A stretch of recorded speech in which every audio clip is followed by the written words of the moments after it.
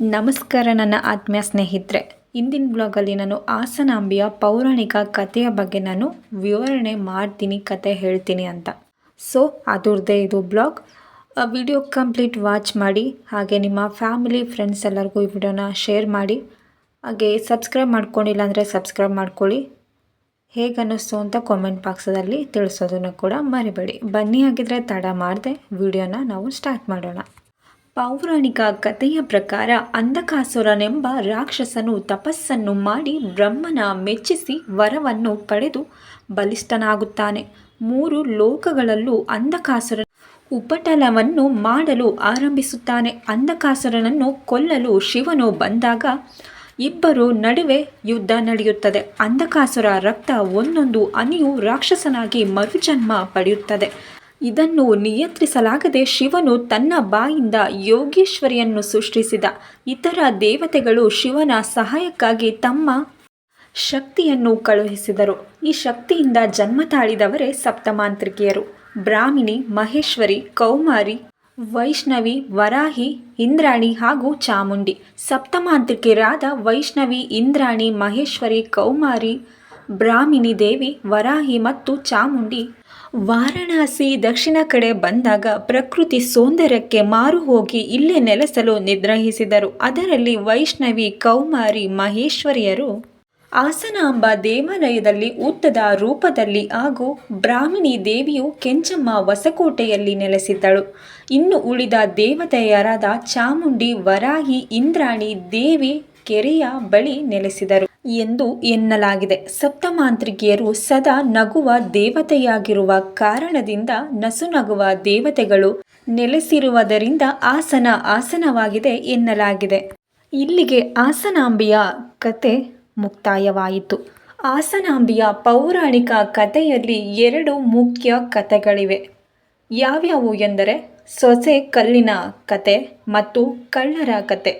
ಅದನ್ನು ಕೂಡ ತಿಳಿಯೋಣ ಬನ್ನಿ.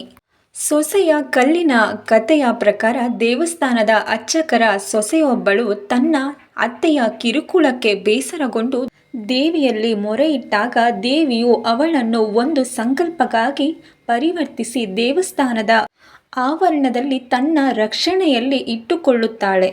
ಸೊಸೆ ಕಲ್ಲಿನ ಕತೆ. ಪೂಜಾರಿ ಮನೆಯ ಸೊಸೆಯೊಬ್ಬಳು ತನ್ನ ಅತ್ತೆಯ ಹಿಂಸೆಯಿಂದ ಬೇಸರಗೊಂಡಿದ್ದಳು. ಒಂದು ದಿನ ದೇವಸ್ಥಾನಕ್ಕೆ ಹೋಗಿ ದೇವಿಯಲ್ಲಿ ತನ್ನ ಸಂಕಷ್ಟವನ್ನು ಹೇಳಿಕೊಂಡಳು. ಅತ್ತೆಯು ದೇವಸ್ಥಾನಕ್ಕೆ ಬಂದು ಸೊಸೆಯನ್ನು ನಿಂದಿಸಿದಳು ಮತ್ತು ಬಟ್ಟಲಿನಿಂದ ತಲೆಗೆ ಹೊಡೆದಳು. ಸೊಸೆ ದೇವಿಯನ್ನು ರಕ್ಷಿಸು ಎಂದು ಪ್ರಾರ್ಥಿಸಿದಾಗ ದೇವಿಯು ಅವಳನ್ನು ಶಿಲೆಯನ್ನಾಗಿ ಪರಿವರ್ತಿಸಿ ದೇವಸ್ಥಾನದ ಆಭರಣದಲ್ಲಿ ಇಟ್ಟುಕೊಳ್ಳುತ್ತಾಳೆ.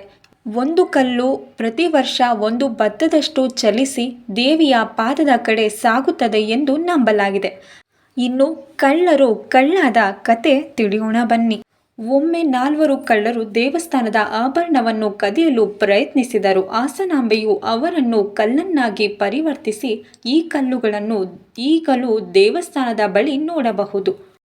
ಇನ್ನು ಹಾಸನಾಂಬೆಯ ಬಾಗಿಲು ಮುಚ್ಚುವ ಕಾರಣವೇನು ತಿಳಿಯೋಣ ಬನ್ನಿ. ಹಾಸನಾಂಬೆಯ ದೇವಸ್ಥಾನದ ಬಾಗಿಲನ್ನು ವರ್ಷಕ್ಕೊಂದು ಬಾರಿ ಮಾತ್ರ ತೆರೆಯುತ್ತದೆ, ಏಕೆಂದರೆ ಇದು ಸಂಪ್ರದಾಯ ಮತ್ತು ದೇವಸ್ಥಾನದ ಪವಾಡಗಳಿಂದ ಕೂಡಿಕೊಂಡಿದೆ. ಆಶ್ಲೇಷ ಮಾಸದಲ್ಲಿ ಹುಣ್ಣಿಮೆಯ ನಂತರ ಬರುವ ಮೊದಲು ಗುರುವಾರದಂದು ಬಾಗಿಲನ್ನು ತೆರೆದು ದೀಪಾವಳಿ ಹಬ್ಬದ ಬಲಿಪಾಡ್ಯಮಿ 3ನೇ ದಿನದಂದು ಬಾಗಿಲನ್ನು ಮುಚ್ಚಲಾಗುತ್ತದೆ. ಈ ಅವಧಿಯಲ್ಲಿ ಭಕ್ತರಿಗೆ ದರ್ಶನ ನೀಡಲಾಗುತ್ತದೆ ಮತ್ತು ಮುಂದಿನ ವರ್ಷದವರೆಗೂ ದೇವಾಲಯವನ್ನು ಮುಚ್ಚಲಾಗುತ್ತದೆ.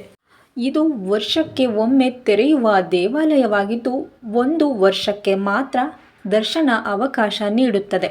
ಭಕ್ತರ ನಂಬಿಕೆಯ ಪ್ರಕಾರ ವರ್ಷವಿಡೀ ದೀಪ ಉರಿದಿರುತ್ತದೆ ಮತ್ತು ದೇವಿಯ ಹೂವು ಬಾಡುವುದಿಲ್ಲ.